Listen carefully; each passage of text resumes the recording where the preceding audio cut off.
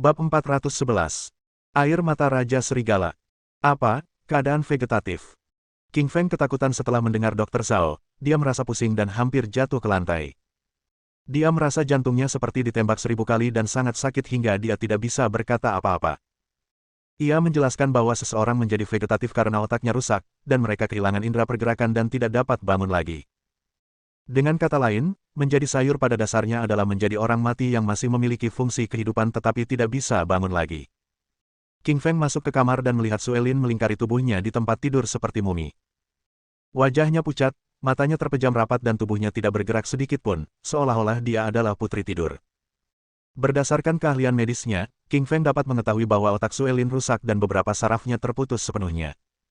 Bagian paling ajaib dari manusia adalah otaknya karena mengandung saraf terbanyak dan mengendalikan segalanya. Sangat sulit untuk menyembuhkannya setelah otak rusak. Menyembuhkan saraf yang rusak adalah tantangan terberat di dunia. Hampir tidak ada obat yang mampu memulihkannya setelah terjadi, baik di Waxia maupun di negara lain.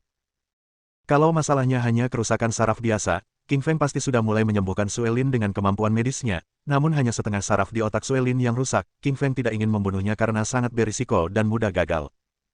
Meskipun dia adalah seorang dokter yang seperti dewa, dia masih memiliki banyak hal yang tidak dapat dia kelola, seperti menemukan orang tuanya sendiri dan tuannya.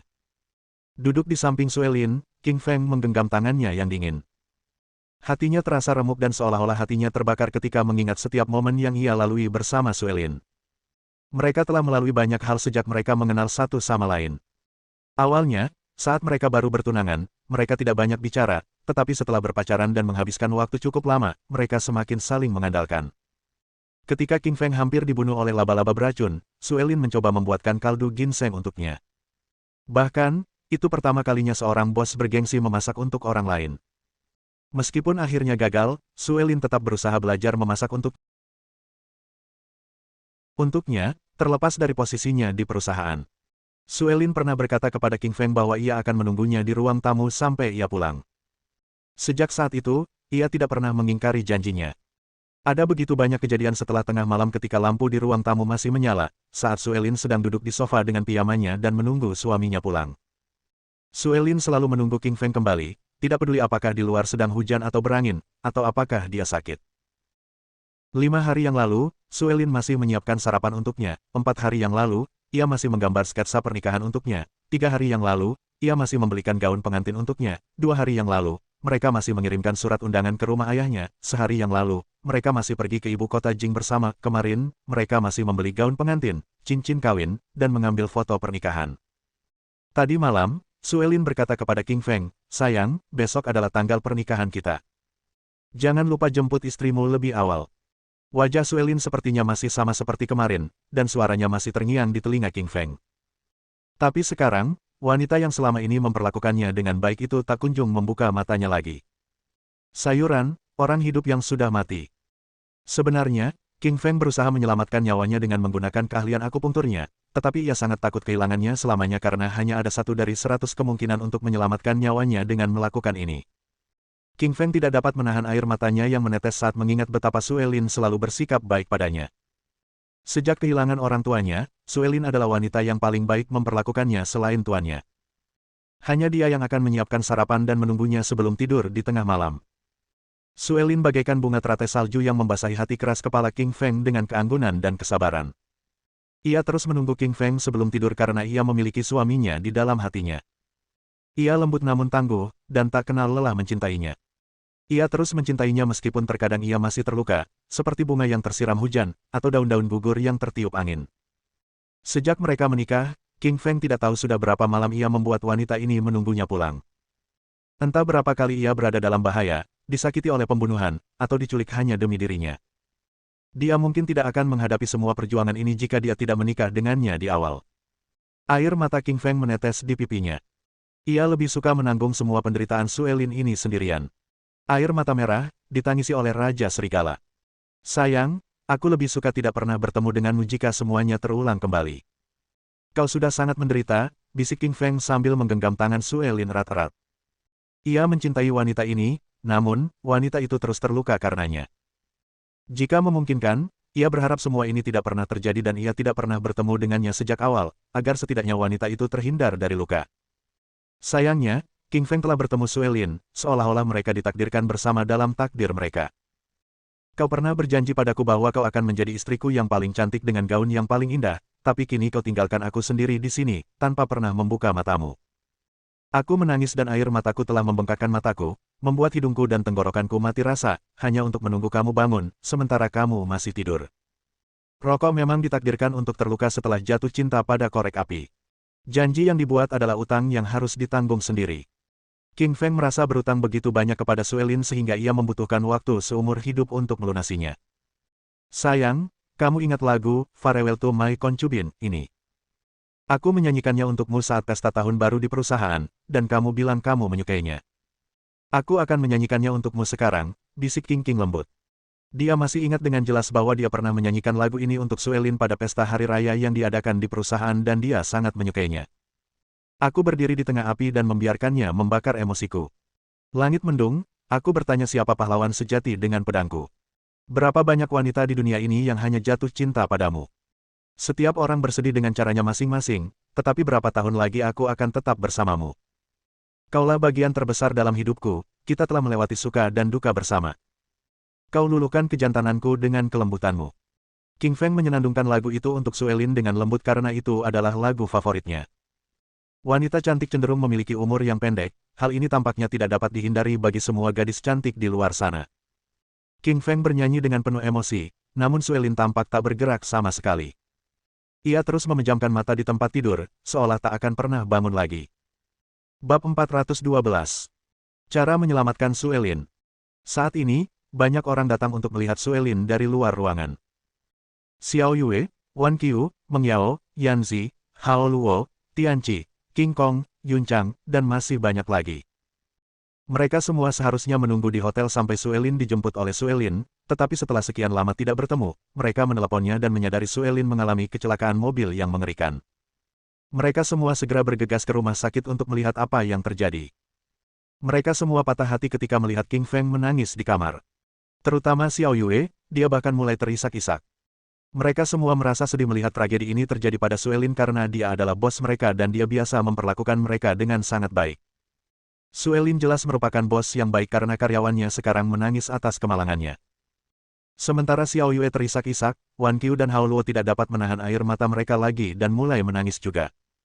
Suelin bukan hanya bos Ice Snow Corporation, tetapi juga kakak ipar Hao Luo. Karena itu, Hao Luo merasa sangat sedih dan tak kuasa menahan air matanya. Semua orang menangis keras di ruangan itu. Sementara itu, Tiangang masuk ke dalam ruangan sambil mendorong yang lain.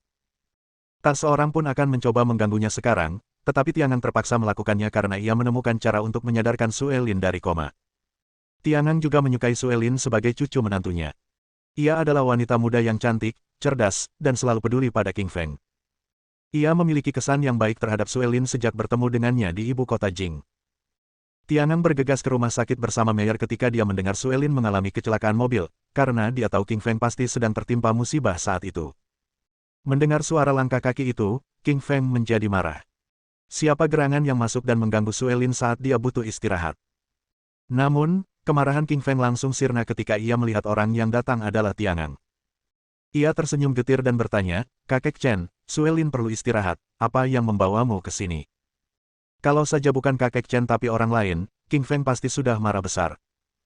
Tiangang melirik King Feng dan berkata, "Aku datang untuk memberitahumu cara menyelamatkan Suelin." "Apa?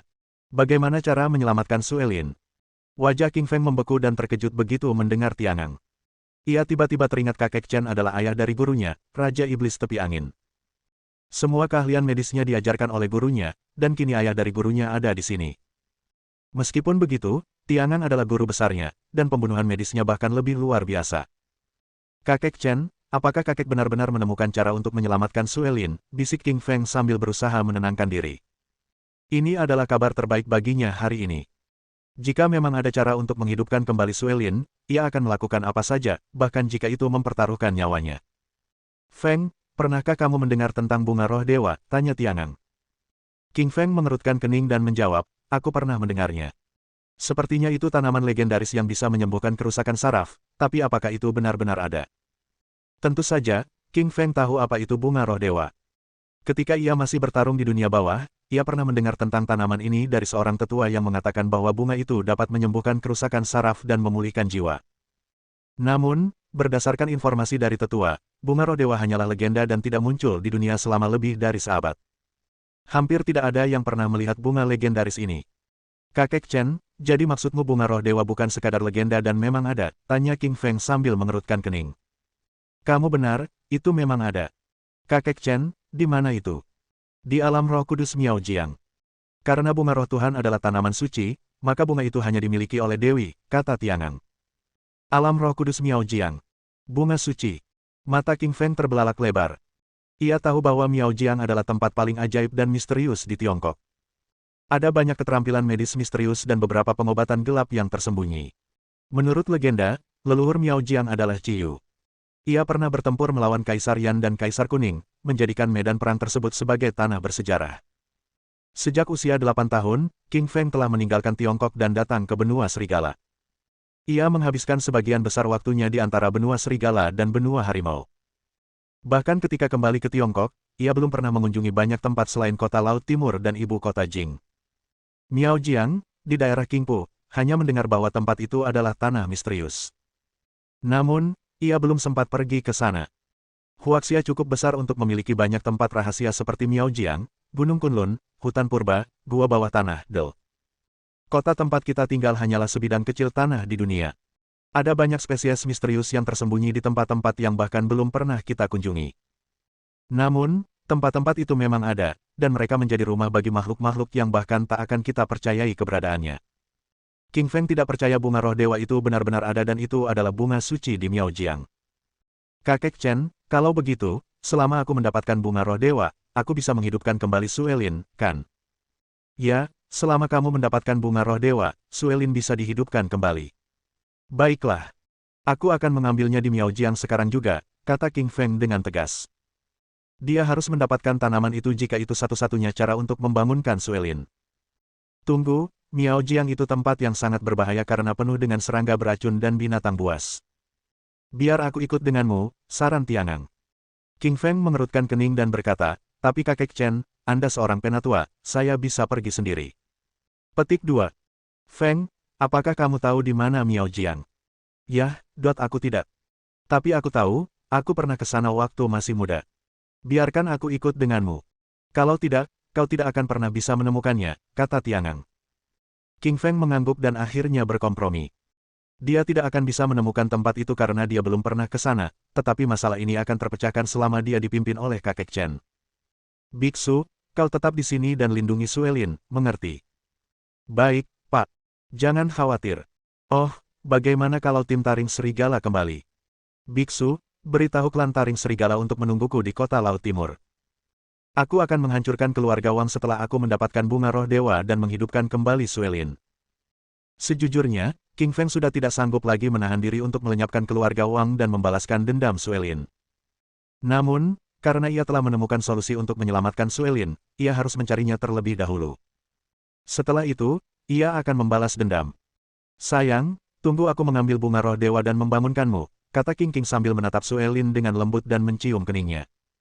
King Feng kemudian berbalik dan meninggalkan ruangan setelah menatap Suelin untuk terakhir kalinya. Tujuan selanjutnya, mendapatkan bunga roh dewa dari Miaojiang. Bab 413. Menuju Miaojiang. Miaojiang selalu menjadi salah satu negeri paling misterius. Ada ribuan gunung raksasa dan hutan purba. Seluruh tempat itu dikelilingi pepohonan tinggi, tanaman merambat, serangga beracun, dan binatang buas, tanpa satupun suara manusia. Selain hutan, terdapat juga lahan basah dan danau di area ini. Beberapa makhluk berbahaya juga tersembunyi di sana. Mungkin ular berbisa, buaya, atau sesuatu yang mungkin belum pernah Anda lihat sebelumnya. Manusia lain hampir tidak pernah menginjakkan kaki di tempat ini karena sangat terisolasi. Bahkan helikopter tercanggih pun akan kehilangan sinyal begitu terbang melewati wilayah udara ini. Secara keseluruhan, Miaojiang adalah salah satu negeri paling misterius di Huaxia. Selain itu, Miaojiang menjadi tuan rumah salah satu sekte terbesar yang pernah ada. Leluhur mereka adalah Ciyu, salah satu leluhur Huaxia kuno. Namun, tentu saja, hal yang paling rahasia di Miaojiang adalah serangga beracun. Serangga-serangga ini dimanipulasi oleh beberapa ahli dan dapat menyelinap ke dalam tubuh manusia dan membunuh mereka dalam hitungan detik. Setelah terbang selama 4 jam, King Feng dan Tiangang akhirnya tiba di kota perbatasan di Miaojiang. Di sana, mereka membeli beberapa makanan dan peralatan gunung seperti senter, sekop, dan tali. Pepohonan ada di mana-mana di Miaojiang. Karena itu, sinar matahari terhalang di beberapa tempat dan senter harus digunakan. Selain itu, sekop digunakan untuk menggali dan tali digunakan untuk membangun jembatan sementara untuk menyeberangi pegunungan. King Feng dan Tiangang menuju ke Miaojiang setelah selesai membeli kebutuhan. Tiangang telah memimpin jalan sejak dia berada di sini saat dia masih muda dan masih ingat jalan menuju alam suci. Namun, masih ada ribuan serangga beracun seperti kelabang, laba-laba, dan ular berbisa yang bersembunyi di gunung. Memang, seekor ular mulai mengikuti King Feng dan Tiangang begitu mereka mulai masuk. Ular ini adalah ular berbisa hitam sepanjang setengah meter. Ia terus menjulurkan lidahnya, membuatnya tampak berbisa. Orang-orang akan mati dalam sedetik setelah digigitnya. Jagoan! Ular hitam itu tiba-tiba melompat ke arah leher King Feng, siap menyerangnya. Namun, dengan cepat, ia memutar tubuhnya dan menghindari serangan ular berbisa itu. Ia menangkap ular berbisa itu dengan tangan kanannya dan mengayunkannya ke batu di sampingnya. Patah! Ular berbisa itu hancur berkeping-keping dan berubah menjadi pasta basah di atas batu. Meskipun belum pernah ke Miaojiang, King Feng masih cukup memahami ular berbisa.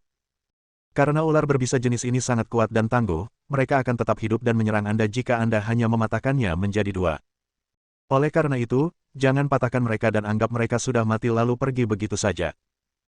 Hal ini pernah terjadi di masa lalu ketika seseorang mengira ia telah membunuh ular itu dengan cara memotongnya menjadi 2 bagian, namun ular itu tetap menggigitnya secara tiba-tiba dan membunuh orang itu dengan racunnya. King Feng, ada banyak ular dan serangga berbisa di pegunungan. Kamu harus berhati-hati, Tiangang tersenyum sambil memperingatkannya. Dia tahu bahayanya tempat ini karena pernah ke sini sebelumnya. Orang-orang bisa mati dengan mudah jika masuk tanpa tahu ilmu bela diri apapun. Mengerti, kakek Chen, King Feng tersenyum dan mengangguk. Meskipun baru pertama kali memasuki tempat seperti ini, ia sudah pernah mendengar betapa berbahayanya tempat-tempat seperti ini. Segala sesuatu yang mencurigakan bisa bersembunyi di pegunungan, di hutan, atau di lahan basah. Dalam perjalanannya, King Feng telah menemui dan membunuh banyak serangga beracun, ular berbisa, kelabang, dan laba-laba. Karena ia pernah tinggal di hutan dan gurun saat berada di benua serigala, ia sudah terbiasa dengan serangga-serangga ini, dan ia pun bisa membunuh serangga-serangga ini dengan mudah, semudah memakan sepotong kue. Setelah mendaki gunung demi gunung dan melewati berbagai lahan basah selama berjam-jam, mereka akhirnya tiba di sebuah lembah. Lembah ini sangat besar, setidaknya seluas ribuan hektar. Lokasinya juga berada di tepi lembah, dikelilingi oleh beberapa rumah tua, yang merupakan posisi yang cukup strategis. Namun, Tiangang panik ketika melihat lembah itu. Ia berlari ke dalam rumah dan tidak menemukan siapapun di sana setelah mencari beberapa saat.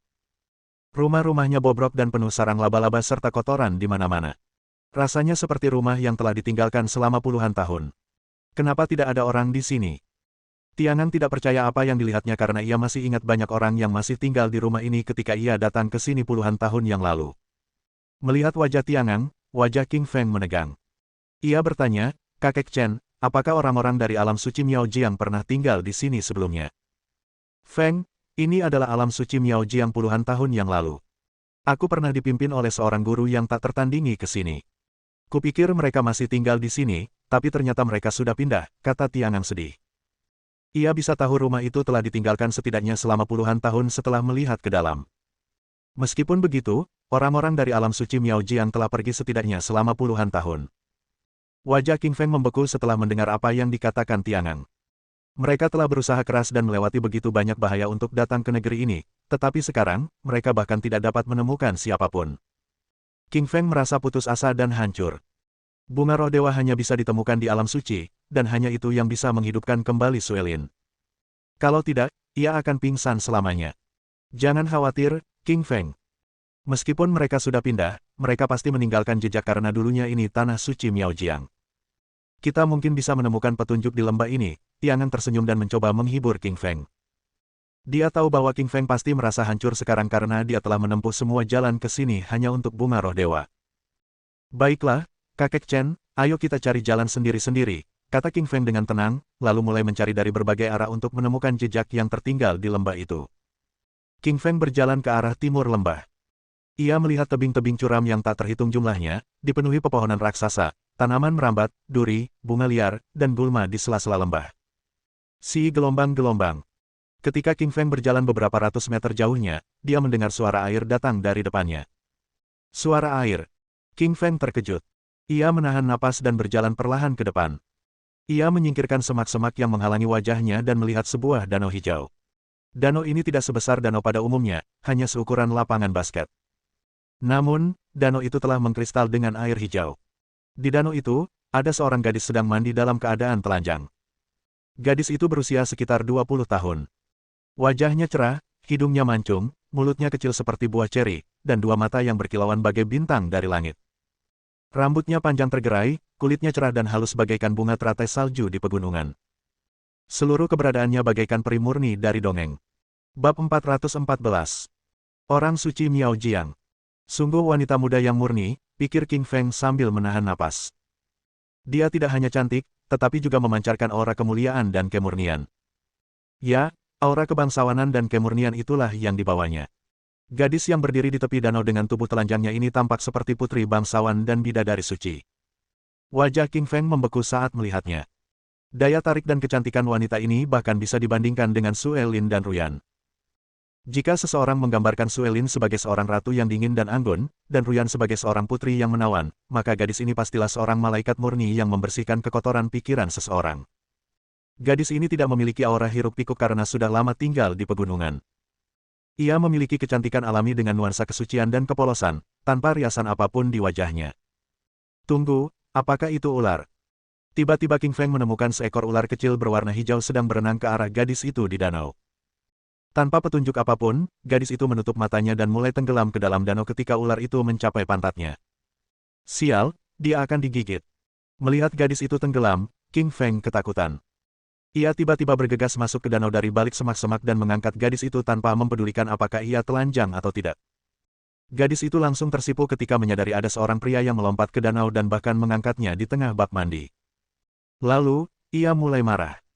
Brengsek, siapa kau berani menyentuhku? Umpat gadis itu dengan marah sambil menatap tajam ke arah King Feng. Nak, aku bukan orang bodoh. Aku berusaha menolongmu karena kamu hampir tenggelam setelah digigit ular, kata King Feng sambil membawa gadis itu ke daratan dengan kedua lengannya di bawah tatapannya. Gadis itu memelototi King Feng dengan marah, seolah ingin mencabik-cabiknya. Namun, ia tidak bergerak karena tubuhnya tidak tertutup apapun. Ketika mereka akhirnya tiba di daratan, gadis itu segera mencari pakaiannya dan mengenakannya kembali. Pakaian yang dikenakannya adalah sejenis pakaian bergaya Miao Jiang. Pakaiannya mirip dengan pakaian para putri dari dinasti Qing, tetapi lebih rumit dengan beberapa aksesori. Gadis itu tampak semakin menarik setelah mengenakan pakaian adat Miao Jiangnya. Ia mengenakan topi adat Miao Jiang dengan mutiara raksasa di tengahnya. Namun, meskipun gadis itu cantik, agresinya tak kunjung hilang begitu ia mulai berbicara. Kau menodai tubuh suciku, aku akan membunuhmu. Merasakan kemarahan gadis itu, King Feng mengerutkan kening bingung.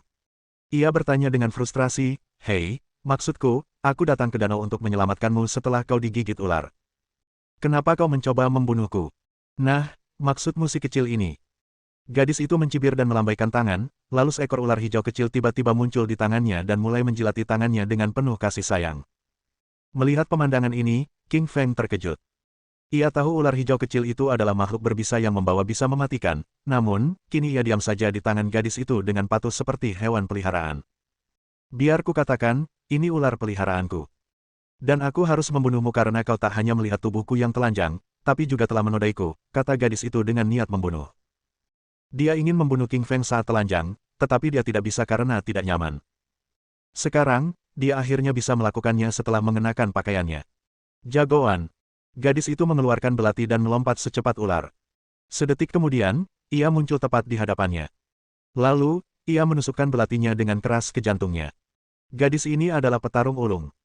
King Feng terkejut karena ia mengira gadis ini paling-paling hanya seorang elit level S. Faktanya, bahkan Shaoyang, tuan muda teratas keluarga Wang di Yanjing, hanyalah seorang jagoan level S, tetapi sekarang, King Feng berhadapan dengan gadis level S lain yang baru saja ditemuinya di antah berantah. Bagaimana mungkin King Feng tidak terkejut? Sejak kapan kartu as level S menjadi begitu umum? Namun, meskipun kagum padanya, jelas ia tak akan membiarkan dirinya ditusuk oleh seorang perempuan. Ia mengulurkan tangan kanannya dan menggenggam belati itu erat-erat di antara jari-jarinya. Belati itu bahkan tak bisa bergerak. Gadis itu terkejut hingga matanya terbelalak lebar. Ia tahu betul seberapa kuat kekuatannya. Hampir tidak ada yang bisa mengalahkannya di seluruh klannya, tetapi sekarang, serangan terkuatnya ditangkis oleh pria berjari dua itu. Siapakah dia dan bagaimana mungkin dia sekuat itu? Melihat belatinya tertancap, gadis itu mulai berbisik dalam bahasa yang tidak dikenalnya. Tiba-tiba, ular hijau kecil itu melesat ke arah King Feng, ingin menggigitnya. Patah. King Feng menggigit belati itu dengan satu tangan dan mencengkeram ular hijau itu ke arahnya dengan tangan lainnya, hendak menghancurkannya. Tunggu. Jangan bunuh Greenie, teriak gadis itu sambil panik. Greenie adalah nama ular kecil ini. Itu adalah hewan peliharaan gadis itu. Mereka adalah sahabat karib, menghabiskan banyak waktu bersama selama bertahun-tahun. Jujur saja, ular kecil itu bergerak sangat cepat dan bisa menyerang manusia dengan ganas. Biasanya, manusia tidak akan mampu melawannya. Namun, King Feng berhasil menjatuhkannya hanya dengan satu tangan. Monster, ini adalah monster. Pada saat ini, gadis itu menyadari bahwa pria di depannya adalah orang paling berkuasa yang pernah ditemuinya. Ular kecil ini akan membunuhku dengan bisanya. Kenapa aku tidak membunuhnya saja? Hah, ancam King Feng dengan marah sambil mengerutkan kening. Sejujurnya, King Feng agak marah pada gadis ini sejak dia mencoba menyelamatkannya dari tenggelam. Dia tidak menyangka gadis itu akhirnya mencoba membunuhnya karena bersikap baik. Sudah kubilang, aku, Sang Santa, tidak akan membiarkanmu pergi begitu saja jika kau membunuh Greenie, gadis itu mengancam dengan ganas dan mencibir. Sang Santa, kamu. Mendengar apa yang dikatakannya, King Feng mengerutkan kening. Apakah dia baru saja mengatakan bahwa dia adalah seorang saintes? Apakah kau saintes Miao Jiang? King Feng menatapnya dengan heran, seolah menemukan harapan lagi. Dia datang ke Miao Jiang bersama kakek Chen hanya untuk mencari Sang Suci, karena hanya dia yang memiliki bunga roh dewa yang dapat membangunkan Suelin. Kau benar, aku Zi Miao, Sang Santa dari Miao Jiang. Lepaskan Greenie, kalau tidak, aku akan memanggil semua jagoan di sini untuk mengikutimu dan membunuhmu sebelum kau sempat berpikir untuk melarikan diri dari gunung ini. Zi mulai mengancam King Feng dengan seringai jahat. Mendengar ancamannya, King Feng mengerutkan kening dan merasa frustrasi. Ia pasti sudah menghancurkan kepala mereka jika diancam oleh orang lain. Namun, ia memutuskan untuk mengendalikan diri karena Zi adalah Zi dan ia membutuhkan bantuannya. Akan tetapi, mustahil baginya untuk melepaskan ular hijau kecil itu karena dia juga menginginkan bunga-bunga dewa. Bab 415. Bernegosiasi dengan saintes. Aku bisa membiarkan Greenie pergi asalkan kau bisa memberiku satu hal, saintes, kata King sambil mencibir. Wajah Zi tiba-tiba memucat dan ia menatapnya dengan marah karena tak seorang pun pernah berani bernegosiasi dengannya. Pria ini adalah yang pertama. Namun, Zi tahu pemuda ini memiliki kekuatan luar biasa yang tak akan mampu ia lawan. Ia tak punya pilihan selain berusaha mendengarkan permintaan pemuda itu demi menyelamatkan Greenie.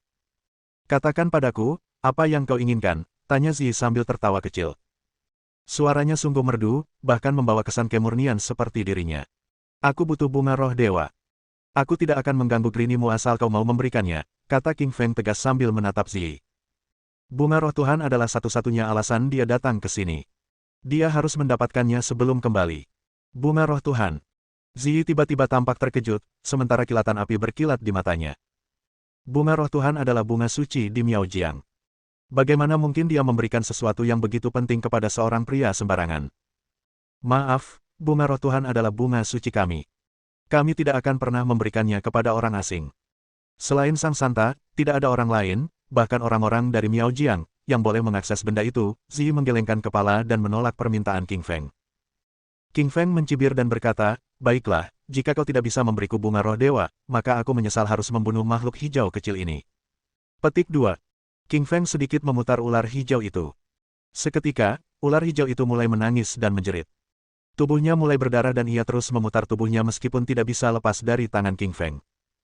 Saat Zi mencoba menyelamatkan Greenie, King Feng mengambil belatinya dan mengarahkannya tepat ke lehernya. Aku akan mengakhiri hidupmu jika kau bergerak sekali lagi. Akulah orang suci Miao Jiang, beranikah kau membunuhku? Sudah kubilang aku menginginkan bunga roh Tuhan. Aku akan membunuhmu kalau kau tidak memberikannya. Kau takkan mendapatkannya bahkan setelah membunuhku. Kita punya banyak petarung elit di Miao Jiang. Jika aku berhasil mendapatkannya di Miao Jiang, maka aku akan menghancurkan wilayah ini untuk mendapatkannya. Aku akan menghancurkan siapapun yang menghalangi jalanku untuk mendapatkan bunga roh dewa, teriak King Feng dengan agresif sambil merona merah di wajahnya. Suaranya diikuti hawa dingin yang membara, yang terkumpul setelah membunuh begitu banyak orang. Rasa dingin itu bisa menembus tulang. Wajah Zi memucat dan mulai menggigil karena ia merasakan aura pembunuh yang kuat dari tubuh King Feng. Ia mengerti bahwa pemuda ini pasti telah membunuh banyak nyawa. Pada saat ini, Ziyi mempercayai apapun yang dikatakan King Feng karena dia cukup yakin bahwa dia tidak akan ragu membunuhnya demi bunga roh dewa. Aku akan memberimu bunga roh dewa jika kau meninggalkan Grini sendiri, kata Ziyi sambil memutar matanya. Setelah mendengar suara Ziyi, King Feng melepaskan Grini dan melemparkannya. Grini berputar di udara dan dengan cepat kembali ke Ziyi seperti kilat, menatap King Feng dengan mata hijaunya yang menakutkan. Meskipun Grini adalah ular berbisa yang kuat, ia rentan terhadap King Feng seperti anak serigala di hadapan Raja Serigala. Baiklah, sekarang berikan aku bunga roh dewa, kata King King sambil mencibir pada Ziyi.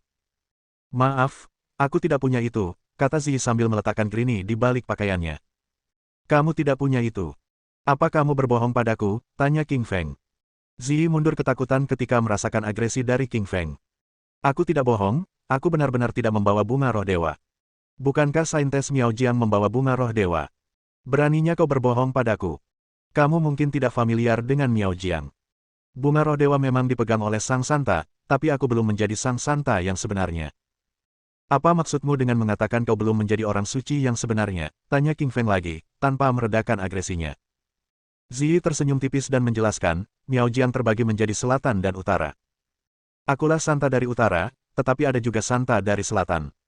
Besok adalah pertarungan kita untuk memenangkan gelar Santa sejati bagi seluruh Miao Jiang dan mendapatkan bunga roh dewa. King Feng belum pernah mendengar pepatah seperti itu, tetapi ia tampaknya mempercayai apa yang dikatakannya berdasarkan ekspresinya.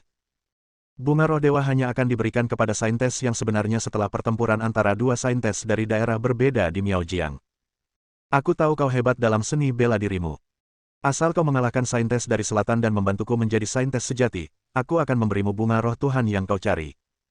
Apakah kau memperlakukanku sebagai petarungmu? Tidak, ini kesepakatan. Kalau kau bantu aku mengalahkan saintes dari selatan, aku akan memberimu apapun yang kau mau. Bukankah ini situasi yang saling menguntungkan? Ziyi tersenyum sambil memainkan rambutnya. King Feng ragu sejenak dan berpikir bahwa ide ini mungkin berhasil karena ia membutuhkan bunga roh dewa, sementara Ziyi perlu memenangkan pertempuran. Dengan demikian, kontrak di antara mereka telah terjalin. King Feng mengetahui dari Ziyi bahwa setiap orang suci dari utara dan selatan dapat menugaskan 3 orang untuk bertempur dan tim yang menang akan diizinkan memiliki bunga roh dewa dan mendominasi alam suci. King Feng menceritakan semuanya kepada Tiangang setelah dia menemukannya di lembah bersama Ziyi. Tiangang tahu bahwa King Feng mengatakan yang sebenarnya tentang kasus pertarungan antara kedua saintes itu. Ia segera mendukung King Feng untuk mendapatkan bunga roh dewa. King Feng juga memberitahu Ziyi bahwa Tiangang adalah seorang ahli bela diri. Ziyi tidak mempercayainya sampai dia dikalahkan olehnya dalam 10 gerakan.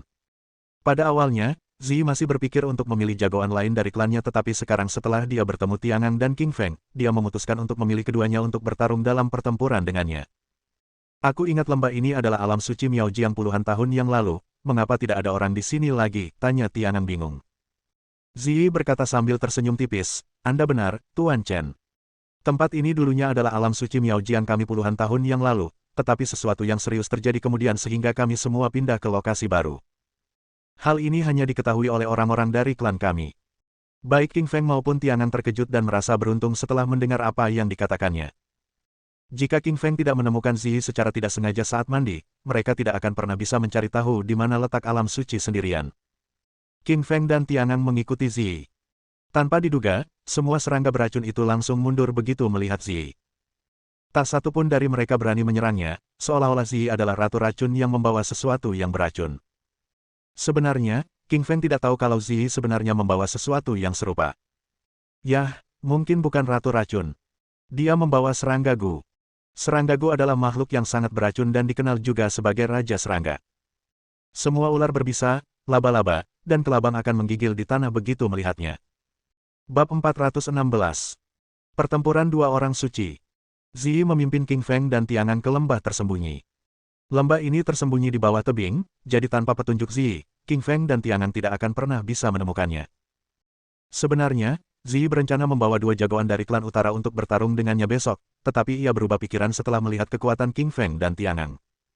Kedua orang ini bahkan lebih kuat daripada para senior klan. Saat ini, ia lebih memilih pergi ke alam suci daripada pulang dulu. Di mata Ziyi, King Feng benar-benar monster. Dia jauh lebih kuat daripada para senior di klannya. Lembah itu memang begitu luas sehingga mencakup ribuan hektar lahan. Di dalamnya juga terdapat ratusan rumah dan dihuni oleh orang-orang dari Tanah Suci. Baik orang utara maupun selatan tinggal di sana bersama-sama, tetapi lahan itu khusus untuk para lansia dan anak-anak inti. Orang biasa tidak diizinkan tinggal di sana. Setelah tiba di lembah, King Feng menemukan bahwa hampir semua orang di sini adalah ahli bela diri. Yang paling lemah setidaknya mencapai level elit, kebanyakan dari mereka telah mencapai level A atau A. Beberapa senior bahkan telah mencapai level SS yang memiliki kekuatan luar biasa. Namun, semuanya memiliki kesamaan, mereka semua membawa makhluk berbisa, seperti ular berbisa, kelabang, laba-laba, atau kodok. Ada arena besar yang terbuat dari beton di tengah lembah. Arena itu dikelilingi oleh banyak orang yang semuanya datang untuk menyaksikan pertempuran para sainteses. Pada saat yang sama, orang-orang dari selatan telah tiba. Mereka duduk di sisi mereka sementara anak-anak muda berdiri berbaris di belakang mereka. King Feng melihat ke depan dan melihat dua orang duduk di depan sisi selatan. Salah satunya adalah seorang wanita menawan. Ia memiliki penampilan yang menggoda namun menyimpan niat jahat. Kulitnya sangat cerah, sangat bertolak belakang dengan Ziyi. Namanya Xiao Yao Miao, sang santa dari selatan. Namanya benar-benar seperti pribadinya, menggoda dan jahat. Di sisi Xiao Yao, ada dua orang yang duduk di sampingnya. Salah satunya adalah seorang tetua botak yang sedang menemani Xiao Yao dalam pertempuran. Namun, di kursi yang lain, kosong. Orang itu belum datang. Nyonya, ketiga orang dari utara sudah tiba, kenapa kita masih kekurangan satu? Kapan dia akan tiba? Tanya tetua botak itu.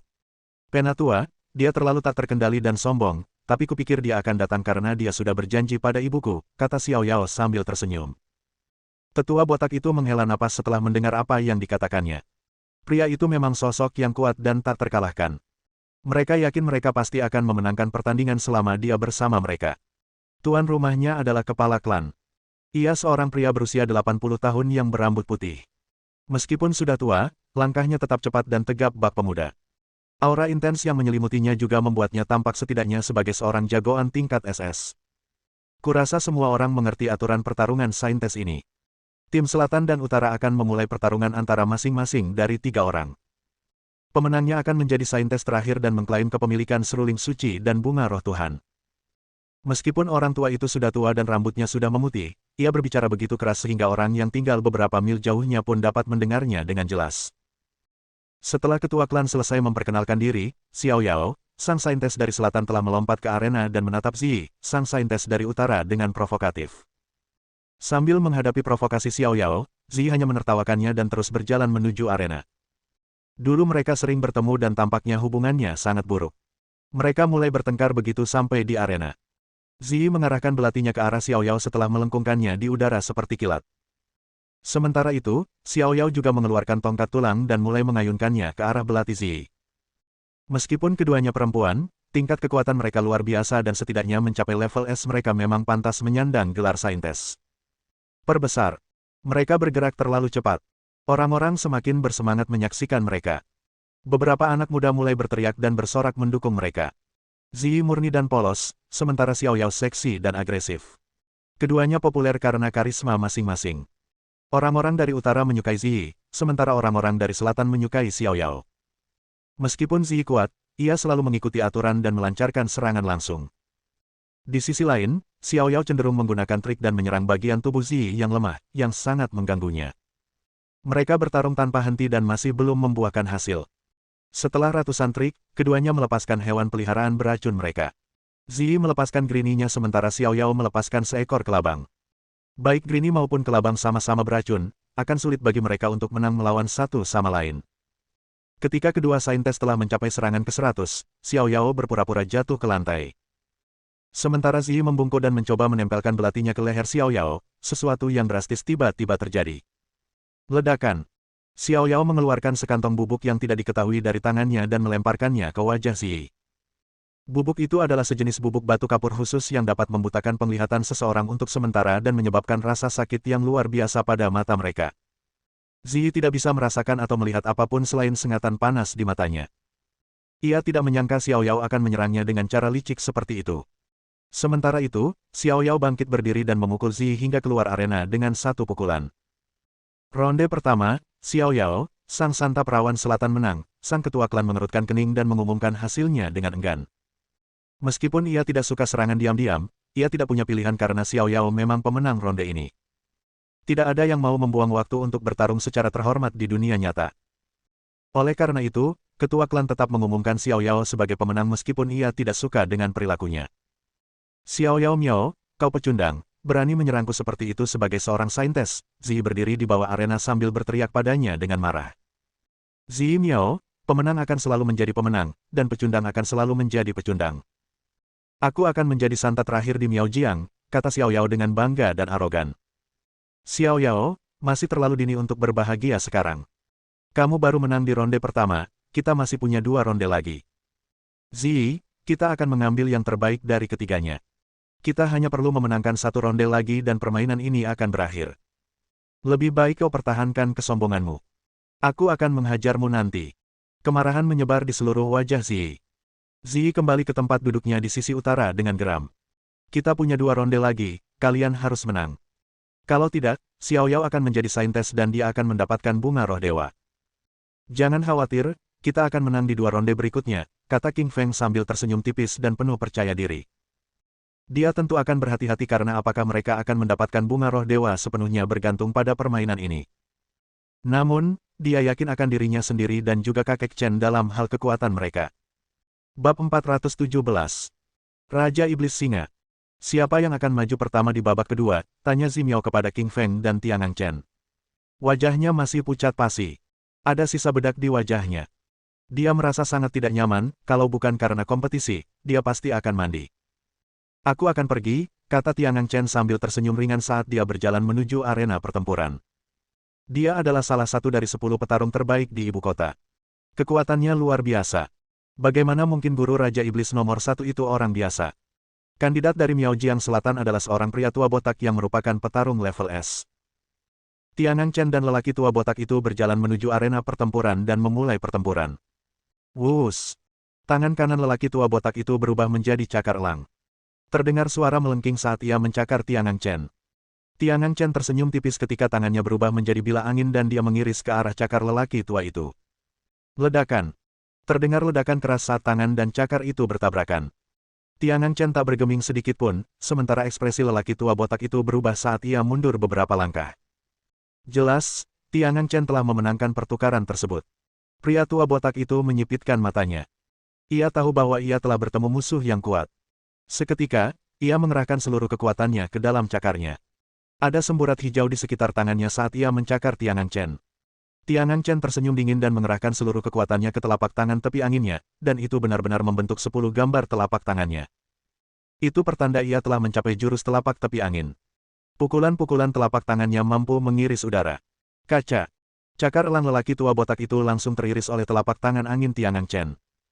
Kemudian, Tiangang Chen mengejar lelaki tua botak itu dengan ganas. Lelaki tua botak itu tidak sebanding dengan Tiangang Chen, jadi ia melepaskan katak beracunnya. Namun, ia tetap membuat Tiangang Chen pingsan dengan sebuah tamparan. Setelah 30 serangan, Tiangang Chen menamparkan pria tua botak itu keluar dari arena pertempuran dan mengakhiri pertempuran. Sekalipun lelaki tua botak itu sangat kuat dan bahkan menggunakan katak beracunnya, ia tetap tidak sebanding dengan Tiangang Chen. Pria tua botak itu kembali dengan lesu ke sisi Xiao Yao Miao. Ia berkata dengan suara rendah, "Nyonya, aku kalah." Xiao Yao Miao mengangguk ringan dan berkata, "Ini bukan salahmu. Tetua itu sangat kuat. Dia pasti seorang pembantu asing yang dicari oleh Ziyi Miao. Jangan terburu-buru, Raja Iblis Singa sudah hampir tiba. Dia pasti bisa mengalahkan pemuda itu." Raja Iblis Singa. Secerca ketakutan muncul di wajah lelaki tua botak itu ketika mendengar nama itu.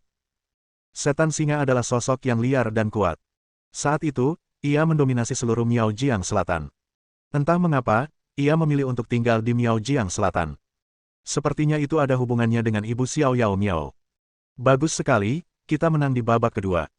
Kalau kita menang di babak ketiga, aku akan menjadi orang suci Miaojiang, kata Zi Miao penuh semangat. Ingat kata-katamu. Jika aku membantumu menjadi orang suci, kau akan memberiku bunga roh Tuhan, kata King Feng. Ekspresi Zi Miao berubah mendengar kata-kata King Feng. Namun, memikirkan kengerian pemuda itu, ia mengangguk dan berkata, "Tenang saja, aku berjanji akan memberimu bunga roh Tuhan jika kau memenangkan pertempuran berikutnya." King Feng mengangguk dan berjalan menuju arena pertempuran. Apa?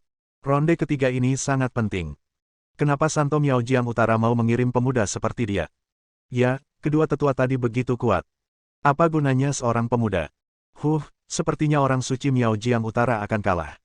Orang-orang di sekitarnya berdiskusi dengan penuh semangat ketika mereka melihat King Feng berjalan menuju arena pertempuran. Mereka semua yakin bahwa ia akan dikalahkan. Baru saja King Feng melangkah ke arena pertempuran, sebuah suara liar terdengar dari luar, "Xiao Yao, Paman Lion ada di sini. Hari ini, aku akan membantumu mendapatkan gelar saintes." Kemudian, seorang pria jangkung berotot berjanggut masuk ke ruangan.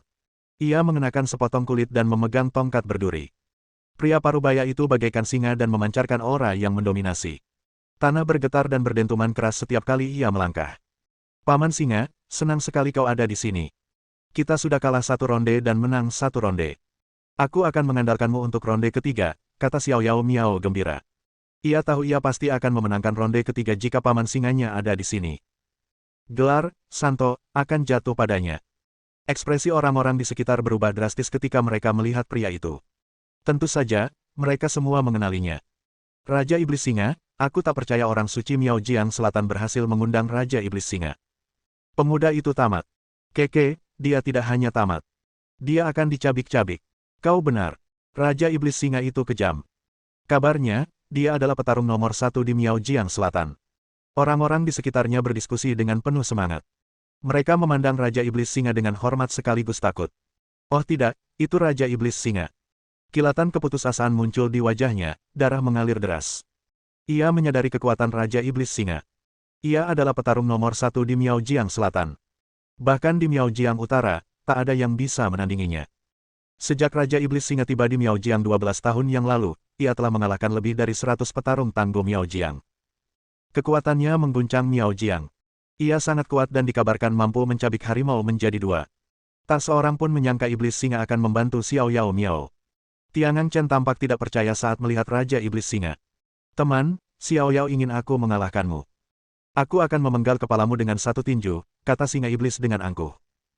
Tubuhnya yang kuat melompat ke langit dan mendarat di arena pertempuran dengan suara ledakan yang keras. Posisi King Feng membelakangi Raja Iblis Singa, sehingga Raja Iblis Singa tidak melihat wajahnya. Namun, ekspresi wajahnya berubah drastis saat melihat wajah King Feng. Begitu miripnya, mengapa pemuda ini begitu mirip dengan sang penakluk agung? Raja Iblis Singa tercengang. Ia bertanya, "Siapa kau?" Melalui diskusi para penonton, King Feng sudah menyadari bahwa pria perkasa ini disebut Raja Iblis Singa. Ia adalah iblis nomor 2 di bawah kekuasaan ayahnya. Ia hanya kalah dari gurunya, Iblis Angin. "Namaku King Feng Li, aku putra sang penakluk agung, tuan ketiga keluarga Li," ujar King Feng tenang sambil menatap pria parubaya yang gagah perkasa itu. "Apa? Putra sang penakluk agung?" Raja Iblis Singa tercengang. Ia mengamati pemuda itu dengan saksama dan menyadari bahwa ia sangat mirip dengan sang penakluk agung. Kemudian terdengar suara yang tak asing lagi, "Singa, lama tak berjumpa." Mendengar suara yang familiar itu, Raja Iblis Singa menoleh dan melihat ke arah Miaojiang Utara. Sekilas ia melihat Tiangang Chen. Ia tentu saja mengenali pengurus rumah tangga keluarga Li. "Pembantu, kenapa kau di sini?" tanya Singa Iblis dengan heran. Matanya penuh dengan kebingungan. Dia tahu bahwa Tiangang Chen adalah pengurus rumah tangga keluarga Li. Seharusnya dia ada di ibu kota. Kenapa dia ada di Miaojiang? "Singa, izinkan aku memberitahumu, dia adalah putra sang penakluk agung," kata Tiangang Chen ringan sambil menunjuk ke arah King Feng. Kilatan emosi muncul di mata Lion Demon. Seluruh tubuhnya gemetar karena kegembiraan. Siluman singa bisa melihat sekilas sang penakluk agung dari mata King Feng. Karena pengurus rumah tangga mengatakan bahwa King Feng adalah putra sang penakluk agung, itu pasti benar. Pengurus rumah tangga tidak akan berbohong kepadanya tentang hal seperti ini. Bab 418. Mengejutkan Miaojiang. Semua orang terkejut melihat Raja Iblis Singa berlutut di hadapan King Feng dan memanggilnya, "Tuan Muda." Mereka pikir mereka sedang bermimpi. Warga Miaojiang Selatan tercengang. Raja Iblis Singa adalah petarung nomor 1 Miaojiang Selatan. Mereka mengundangnya untuk berpartisipasi dalam kompetisi. Namun kini, petarung nomor 1 di pihak mereka berlutut di hadapan seorang pemuda. Apa yang terjadi? Beberapa petarung tangguh Miaojiang awalnya tercengang. Kemudian, wajah mereka berubah ketakutan. Mereka segera menyadari bahwa orang yang mampu membuat Raja Iblis Singa tunduk pastilah sosok yang jauh lebih kuat. Tentu saja, hanya petarung kuat yang menyadari kekuatan King Feng. Orang biasa tidak bisa merasakan kekuatannya. Bagaimanapun, kekuatan orang biasa terbatas, dan mereka tidak bisa melihat aura kuat yang menyelimuti King Feng. Seluruh area hening. Semua orang tercengang oleh tindakan Raja Iblis Singa. Raja Iblis Singa telah berlutut di hadapan King Feng. Bukan hanya itu, ini berarti petarung nomor satu Miao Jiang Utara juga berlutut di hadapan King Feng. Pemimpin Miao Jiang tercengang. Ia menekan perasaannya dan berkata, King Feng, Raja Iblis Singa, ini ronde ketiga pertempuran. Cepat mulai pertempuran. Raja Iblis Singa berkata dengan enteng, aku menyerah untuk ronde ketiga. Dia tidak berani melawan Tuan Muda. Jika dia melukai Tuan Muda, sang penakluk agung akan merobek kulitnya jika dia tahu apa yang terjadi. Saya mengaku kalah. Orang-orang di sekitarnya ternganga. 12 tahun terakhir, Raja Iblis Singa telah menyapu seluruh wilayah Miao Jiang. Ia pernah berkata bahwa ia tak akan pernah mengaku kalah. Namun kini, ia mengaku kalah kepada seorang pemuda. Jika Xiao Yao Miao tidak memanggilnya Paman Singa, mereka tidak akan percaya bahwa pria di hadapannya adalah Raja Iblis Singa. Raja Iblis Singa telah mengakui kekalahan. Ini akan menyebabkan badai di seluruh Miao Jiang. Sang pemimpin juga menatap Raja Iblis Singa dengan takjub. Ia tidak tahu harus berkata apa. Karena Raja Iblis Singa telah mengakui kekalahannya, itu berarti ia kalah di putaran ketiga kompetisi. Pemenangnya adalah Sang Suci dari Miao Jiang Utara. Tepat saat sang pemimpin bersiap mengumumkan pemenangnya, Xiao Yao Miao berdiri dan berkata lantang, "Pemimpin, aku menolak mengakui kekalahan."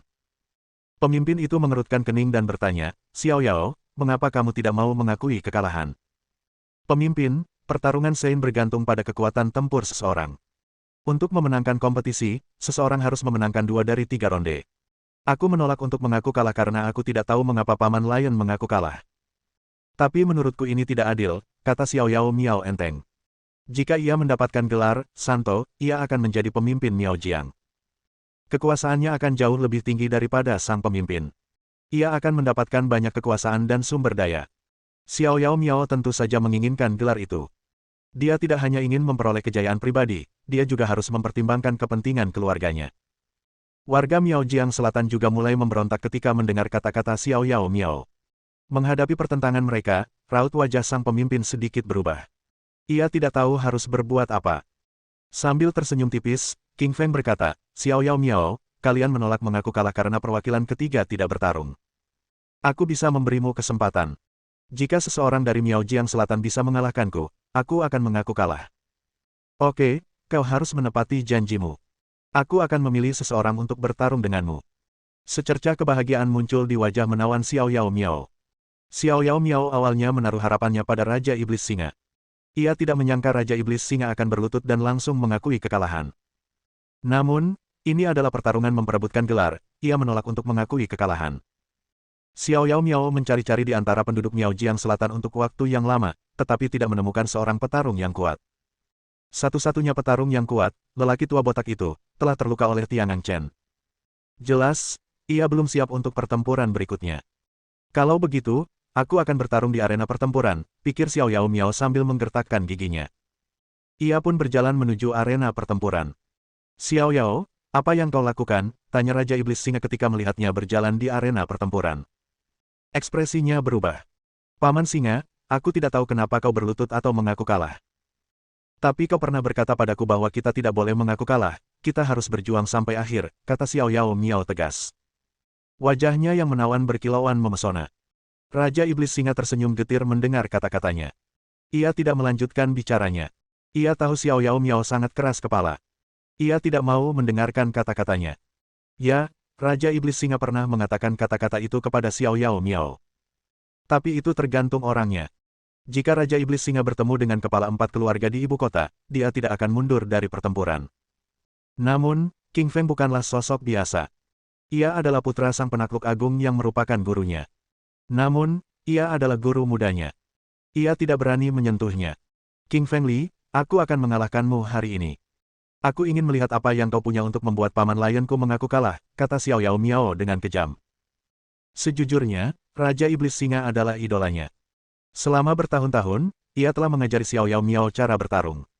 Ia merasa tidak nyaman melihat idolanya berlutut di hadapan King Feng dan mengaku kalah. King Feng mengangguk dan berkata, "Untuk menunjukkan rasa hormatku padamu, aku telah memutuskan untuk mengalahkanmu dengan 1 serangan." Petik 2. Kalahkan aku dengan 1 serangan. Xiao Yao Miao sangat marah. Ia merasa ini bukan tanda hormat. King Feng telah menghinanya. Ia adalah orang suci Miao Jiang Selatan dan baru saja mengalahkan Miao Zi.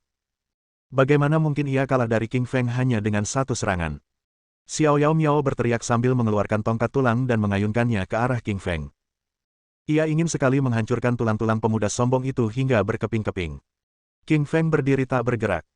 Tepat ketika tongkat tulang itu hendak mendarat di tubuhnya, ia menghindar ke samping. Wus! Dengan cepat, King Feng memegang leher Xiao Yao Miao dan mengangkatnya ke tanah. Xiao Yao Miao pucat pasi. Ia menatap takut ke arah King Feng. Kecepatan pria ini secepat kilat. Sebelum sempat bereaksi, ia sudah kalah. Aku kalah dengan satu serangan, pikir Xiao Yao Miao dengan putus asa. Raja Iblis Singa juga tercengang. Kecepatan tuan muda sungguh luar biasa. Dia bahkan lebih cepat dariku. Pada saat ini, Raja Iblis Singa sedikit bersukacita karena telah menyerah dalam pertarungan melawan tuan muda. Ia tidak akan sebanding dengan tuan muda. Orang-orang di sekitarnya memandang King Feng seperti dia seorang monster, dengan ketakutan di mata mereka. Kau kalah, kata King Feng sambil melepaskan leher Xiao Yao Miao. Ia lalu berbalik dan berjalan menyusuri arena pertempuran. Xiao Yao Miao menatap King Feng dengan emosi yang bertolak belakang di matanya. Tatapan itu hanya akan muncul ketika ia melihat pria yang kuat. King Feng memenangkan pertarungan putaran ketiga. Pemimpin Miao Jiang mengumumkan bahwa orang suci dari Miao Jiang Utara, Zi Miao, telah memenangkan kompetisi dan mendapatkan gelar orang suci. Miao Zi menjadi santo sejati Miao Jiang. Ia memenangkan seruling suci dan bunga suci, serta mendapatkan penghormatan dari seluruh warga. Meskipun kompetisi telah berakhir, semua orang menatap King Feng dengan takjub. Mereka takjub akan kekuatannya. Xiao Yao Miao adalah seseorang yang bisa mengalahkan Zi Miao, tetapi ia kalah dari King Feng hanya dengan satu serangan. Seberapa kuatkah pemuda itu? Kekuatannya mengguncang Miao Jiang. Sejak saat itu, King Feng menjadi petarung nomor satu di hati semua orang. Bab 419. Kembali untuk menyelamatkan Suelin. Alam suci Miao Jiang, kamar orang suci. Ini adalah ruangan suci yang hanya orang suci yang bisa tinggal di dalamnya. Saat itu, ada seorang pria di ruangan ini. Pria itu adalah King Feng. Dia duduk di sebelah Miao Ziyi. Miao Ziyi menatap King Feng dengan heran. Meskipun ia sudah tahu kekuatan pria di hadapannya, pria itu tetap mengejutkannya ketika ia mengalahkan Miao Xiaoyao dengan satu serangan. King Feng Li, ini bunga roh dewa. Ini dia, kata Zi Miao sambil tersenyum tipis sambil menyerahkan sebuah kotak kayu ungu kepada King Feng. Dia telah mencapai kesepakatan dengan King Feng, jika King Feng dapat membantunya memenangkan gelar orang suci, dia akan memberikan bunga roh dewa kepadanya. Secercah kegembiraan muncul di mata King Feng. Ia membuka kotak kayu ungu itu dan melihat sekuntum bunga di dalamnya. Bunga itu memiliki 7 warna pelangi dan memancarkan aroma yang memikat. Bunga dengan 7 warna merupakan pemandangan alam yang unik. Bunga 7 warna itu tampak masih hidup. Ia bergoyang lembut dan memancarkan aroma yang aneh. Kepalaku pusing sekali. Baru saja menghirup sedikit aromanya, pikiranku mulai kabur. Bunga roh dewa bisa memengaruhi sistem saraf. Ekspresi wajah King Feng berubah saat ia segera menutup kotak kayu itu. Namun, pikirannya masih kabur. Mata Zi Miao melotot dan kilatan dingin melintas di matanya. Ia tersenyum tipis dan mengeluarkan secangkir teh. Ia berkata sambil tersenyum, bunga roh dewa dapat memengaruhi sistem saraf. Ini secangkir teh untuk menenangkan diri. Ketika Zi Miao memberikan cangkir teh kepada King Feng, dia diam-diam menggerakkan kuku tangan kanannya dan sesuatu yang sangat kecil yang tak terlihat oleh mata telanjang masuk ke dalam cangkir teh. Partikel itu sangat kecil dan hanya dapat dilihat dengan mikroskop. Partikel-partikel itu juga memiliki 7 warna. Terima kasih, kata King Feng sambil meminum seluruh isi cangkir teh. Pikirannya masih kabur karena aroma bunga roh dewa sehingga dia tidak menyadari bahwa Zi Miao telah menambahkan obat bius pada teh tersebut. Selain itu, partikelnya terlalu kecil untuk dilihat dengan mata telanjang. King Feng tidak pernah menyangka Zi Miao akan menyakitinya. Lagi pula, ia baru saja berbuat baik padanya. Saat minum teh, ia merasa ada yang tidak beres, tetapi ia tidak tahu pasti. Ia ahli dalam pengobatan. Jika ada racun di dalam teh, ia pasti bisa merasakannya meskipun pikirannya sedang kacau. Meskipun tehnya aneh, setelah minum teh itu, rasa pusing di otaknya menghilang. Sungguh ajaib. Santo, saya akan segera pergi. Terima kasih atas bunga roh Tuhan, kata King Feng sambil tersenyum tipis. Lalu, ia berjalan keluar ruangan. Kilatan dingin melintas di wajah Zi Miao saat dia melihat sosok King Feng yang pergi. Bajingan, apa kau pikir aku akan melepaskanmu setelah kau melihat tubuhku? Sebentar lagi, serangga gu di dalam tubuhmu akan tumbuh. Lalu, kau akan menjadi budakku, pikir Zi Miao dingin.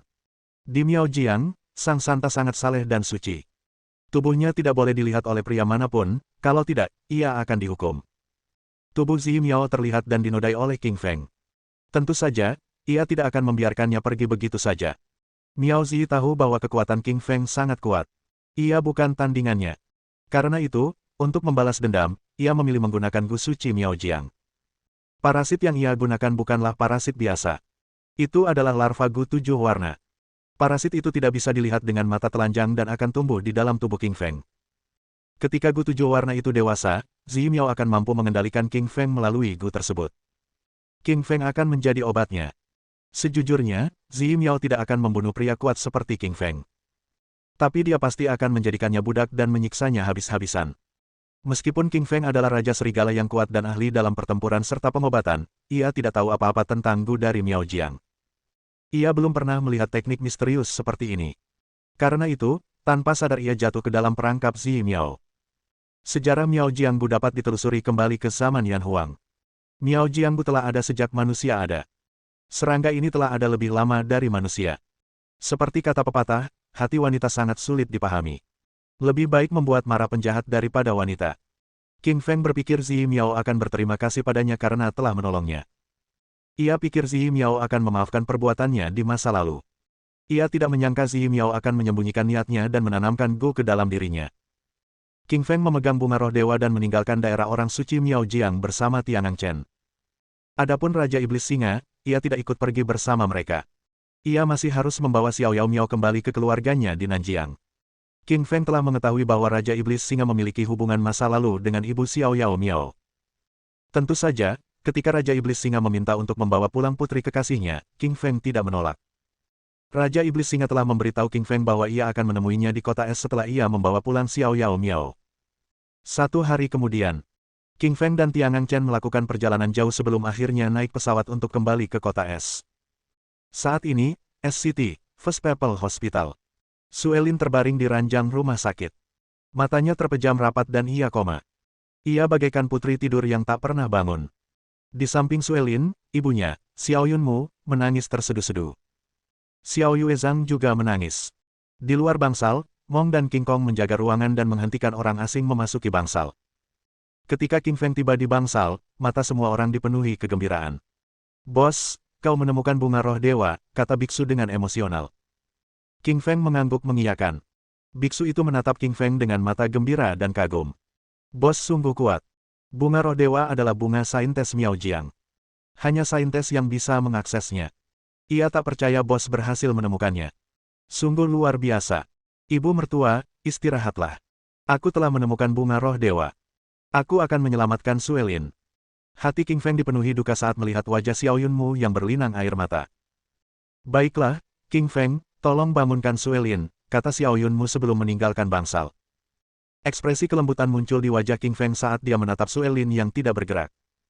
King Feng mengeluarkan bunga roh dewa dan menghancurkan kelopaknya menjadi cairan sebelum menyuapkannya ke mulut Suelin. Cairan dari bunga roh dewa memiliki 7 warna. Cairan itu memancarkan aroma harum yang kuat. Cairan itu mengalir ke bibir Suelin, ke tenggorokannya, dan perlahan diserap oleh tubuhnya. Kekuatan magis bunga roh dewa berhasil memperbaiki saraf Suelin secara tuntas. Suelin merasa ia bermimpi panjang. Mimpi itu begitu panjang sehingga ia baru terbangun ketika sekuntum bunga 7 warna muncul di depan matanya. Suelin perlahan membuka matanya dan melihat seorang pria asing di hadapannya. Bab 420. Suelin kehilangan ingatannya. Suelin membuka matanya dan melihat seorang pria yang tidak dikenalnya. Matanya dipenuhi rasa bingung. Pria ini sungguh aneh. Mengapa dia menatapnya dengan begitu emosional? Suelin mengerutkan kening. Ekspresi jijik terpancar di wajahnya. Pria ini terlalu dekat dengannya. Ia paling membenci pria. "Sayang, kamu sudah bangun," kata King Feng gembira saat melihat Suelin membuka matanya. Dia tidak membuat bunga roh dewa menjadi begitu efektif sehingga Suelin terbangun segera setelah meminum cairan bunga itu. "Sayang." Wajah Suelin yang sedingin es dipenuhi kebingungan. Siapa yang dimaksud pria itu? Sepertinya dia memanggilku sayang. Bagaimana mungkin aku menjadi sayang? Aku belum menikah. Ekspresi wajah King Feng berubah ketika melihat ekspresi bingung dan jijik Suelin. Ia merasa ada yang tidak beres. Wajah King Feng pucat pasi. Ia bertanya, "Suelin, kau istriku?" Ekspresi Suelin berubah. Kebencian di matanya semakin gelap. Ia berkata dengan marah, aku belum menikah. Bagaimana mungkin aku menjadi istrimu? Suelin, kau lupa kalau kita baru saja melangsungkan pernikahan 2 hari yang lalu. Kita bahkan membeli gaun pengantin dan cincinnya bersama. Apa kau lupa semuanya? Tanya King Feng dengan suara gemetar. Ia takut kehilangan Suelin. Suelin berkata dengan dingin, jangan bohong. Aku bahkan tidak punya pacar. Buat apa aku melangsungkan pernikahan? Kau pembohong. Suelin tidak memiliki ingatan atau kenangan apapun tentang King Feng di benaknya. Ia tidak dapat mengingat pria ini. Aku tidak berbohong. Suelin, kita sudah mendaftarkan pernikahan kita di kantor pemerintah. Apa kau masih ingat? Tanya King Feng. Suelin berkata dengan marah, pergi sana, kau pembohong. Aku belum menikah. Kenapa aku harus menikah dengan pembohong sepertimu? Suara Suelin sangat keras. Semua orang di bangsal mendengar kata-katanya. Mereka semua bingung. Apa yang terjadi? Mengapa Suelin meminta King Feng pergi? Bukankah dia sangat mencintainya? Wajah King Feng pucat pasi. Secercah keputusasaan muncul di wajahnya. Ia tahu jika Suelin masih mengingatnya, ia tidak akan memintanya pergi. Dia kehilangan ingatannya. Hal kedua yang paling ditakutkannya telah terjadi, Suelin kehilangan ingatannya. Saraf Suelin rusak. Ia kehilangan semua ingatan masa lalunya. Meskipun bunga roh dewa telah memperbaiki sarafnya, ia tidak dapat memulihkan ingatannya. Suelin telah kehilangan ingatannya. Ia tidak mengingatnya lagi. Ia bahkan tidak ingat pernikahan mereka. Wajah King Feng pucat pasi. Ia merasa hatinya hancur berkeping-keping. Mereka telah menjadi orang asing yang paling kita kenal. Mereka telah melalui begitu banyak hal bersama, suka dan duka. Suelin tidak mengingatnya sama sekali. Xiao Yunmu bergegas masuk ke bangsal ketika mendengar suara Suelin. Ia berkata, Xiao Xue, aku ibumu. Apa kau masih ingat aku? Suelin menatapnya sejenak dan sepertinya mengingatnya. Ia berkata, Ibu, tentu saja aku ingat ibu. Kenapa ibu menanyakan pertanyaan aneh seperti itu? Secercah kebahagiaan muncul di mata Xiao Yunmu. Ia takut Suelin tidak akan mengingat dirinya sendiri. Karena Suelin masih mengingatnya, itu berarti ia hanya kehilangan sebagian ingatannya. Xiao Xue, dia suamimu. Apa kau masih ingat? Tanya Xiao Yunmu penuh selidik.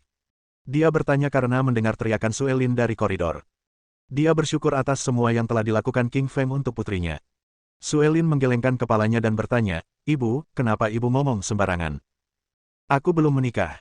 Buat apa aku punya suami? Ibu tahu aku tidak suka laki-laki. Aku paling benci laki-laki. Suruh dia pergi. Benci pria, dia ingin dia pergi. Ekspresi wajah King Feng pucat. Dia tahu Suelin telah melupakannya.